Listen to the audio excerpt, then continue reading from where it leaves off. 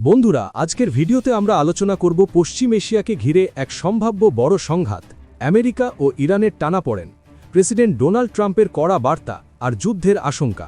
পুরো ভিডিওটি দেখুন, কারণ শেষ অংশে আমরা বিশ্লেষণ করব আসলেই কি যুদ্ধের দিকে এগোচ্ছে বিশ্ব, নাকি এটি কূটনৈতিক চাপের কৌশল। পশ্চিম এশিয়ায় আবারও যুদ্ধের গন্ধ। মার্কিন প্রেসিডেন্ট ডোনাল্ড ট্রাম্প আরও একটি রণতরী মোতায়েনের নির্দেশ দিয়েছেন। স্পষ্ট বার্তা, ইরানের সঙ্গে দ্রুত পারমাণবিক চুক্তি না হলে পরিস্থিতি ভয়াবহ রূপ নিতে পারে। প্রশ্ন হচ্ছে, এটা কি শুধুই কূটনৈতিক চাপ, নাকি সত্যি বড় সামরিক অভিযানের প্রস্তুতি চলছে? আমেরিকার অভিযোগ, ইরান গোপনে পরমাণু বোমা তৈরির চেষ্টা করছে, যদিও তেহরান বরাবরই এই অভিযোগ অস্বীকার করেছে। ইরানের পারমাণবিক কর্মসূচি নিয়ে বহু বছর ধরেই উত্তেজনা চলছে। বিশেষ করে 2015 সালের পর থেকে এই ইস্যু আন্তর্জাতিক রাজনীতির কেন্দ্রে।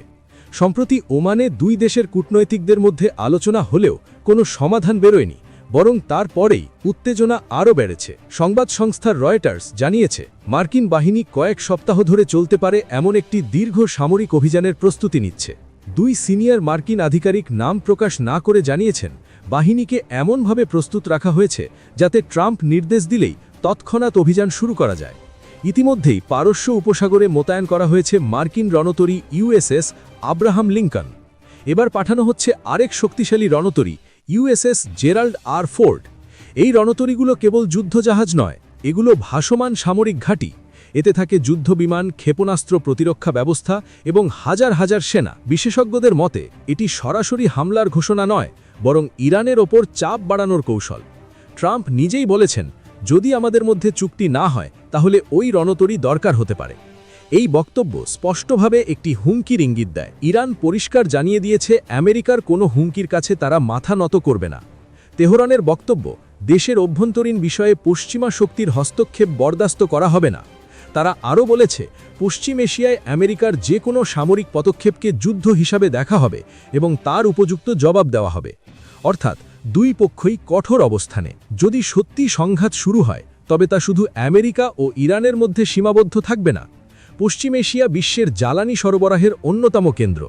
পারস্য উপসাগর দিয়ে বিপুল পরিমাণ তেল রপ্তানি হয়। একটি যুদ্ধ মানেই তেলের দাম বাড়বে, বৈশ্বিক বাজারে অস্থিরতা, শেয়ার বাজারে ধস, আন্তর্জাতিক রাজনীতিতে নতুন জোটবদল। বিশেষজ্ঞরা আশঙ্কা করছেন, এটি একটি দীর্ঘস্থায়ী সংঘাতে রূপ নিতে পারে। হোয়াইট হাউস জানিয়েছে, প্রেসিডেন্ট সব বিকল্প খতিয়ে দেখছেন।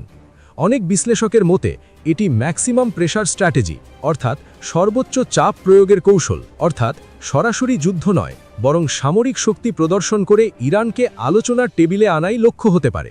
ইতিহাস বলছে, অনেক সময় বড় সামরিক প্রস্তুতি আসলে কূটনৈতিক সমঝোতার পথ খুলে দেয়। এই মুহূর্তে পরিস্থিতি অত্যন্ত সংবেদনশীল। একদিকে ট্রাম্পের কড়া বার্তা, অন্যদিকে ইরানের অটল অবস্থান।